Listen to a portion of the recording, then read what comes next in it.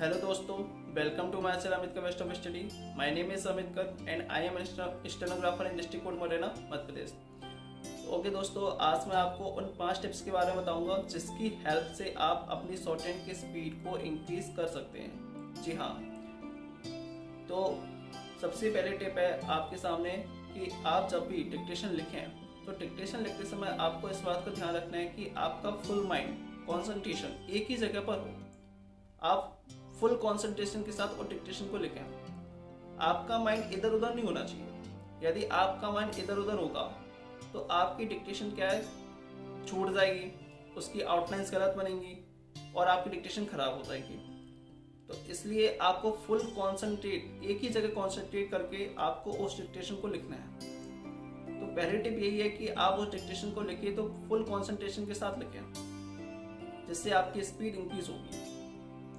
ठीक है। दूसरी टिप है कि बहुत से लोगों के साथ ऐसा होता है कि जब वो डिक्टेशन लिखते हैं, जो स्पीकर होता है वो डिक्टेट करता है और आप डिक्टेशन लिखते हैं तो आप उस डिक्टेशन को रिपीट करने लगते हैं, मन के अंदर बोलने लगते हैं। तो आपको ऐसा बिल्कुल नहीं करना है। यदि आप उस डिक्टेशन को बोलोगे तो बोलने से क्या होगा कि आपकी डिक्टेशन क्या है, छूट जाएगी, और छूट जाएगी तो आपकी डिक्टेशन खराब हो जाएगी, क्योंकि आप हड़बड़ा जाओगे। हड़बड़ाने से क्या होगा कि डिक्टेशन खराब होगी, और डिक्टेशन खराब होने से फिर आप उसे पढ़ नहीं पाओगे, बाद में आपकी स्पीड कम हो जाएगी। इसलिए आपको ये गलती बिल्कुल नहीं करनी है। आपकी डिक्टेशन को रिपीट नहीं करना, मन के अंदर बोलना नहीं है। ठीक है।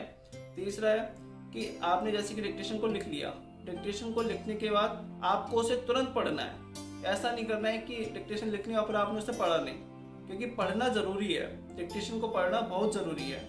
आपने एक बार डिक्टेशन को लिख लिया और उसको लिखने के बाद तुरंत आपने उसे पढ़ा, और आप उस डिक्टेशन को एक बार लिखने पर 2 से 3 बार पढ़ें। इससे क्या फ़ायदा होगा कि आप उस डिक्टेशन को पढ़ेंगे तो आपकी पढ़ने की स्पीड अच्छी हो जाएगी, आपको शब्द पहचानने की स्पीड अच्छी हो जाएगी और आप उसे अच्छे से जल्दी से ट्रांसलेट कर सकेंगे।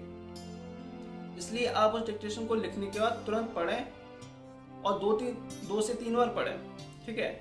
चौथी टिप है कि कोई भी आप डिक्टेशन लिखते हैं तो उस डिक्टेशन में आए हुए जो डिफिकल्ट वर्ड्स होते हैं, जो उसकी आउटलाइंस आप पहले से बना के प्रैक्टिस कर लें। इससे क्या होगा कि आप उस डिक्टेशन को लिखेंगे तो डिक्टेशन लिखने में जो वो आउटलाइंस, डिफिकल्ट आउटलाइंस आएंगी, तो वो आपके आउटलाइंस जल्दी बन जाएगी, जिससे आपकी स्पीड इंक्रीज होगी। तो ऐसा करने से भी आपकी स्पीड इंक्रीज हो जाएगी। तो ये आपकी 4th टिप थी, जिससे आपकी आउटलाइंस सही बनेंगी, आपकी स्पीड भी इंक्रीज होगी। और 5th टिप है कि आपको आउटलाइंस का जो साइज है वो छोटा रखना है। आउटलाइंस आपको पूरी बनानी है, जो उसका आंकड़े वाकड़े बनते हैं वो सब कुछ बनाना है, पर उसका साइज है ना वो छोटा करना है। आप उसके साइज को छोटा कर देंगे तो आपकी स्पीड इंक्रीज हो जाएगी थोड़ी सी। तो ये 4-5 टिप है।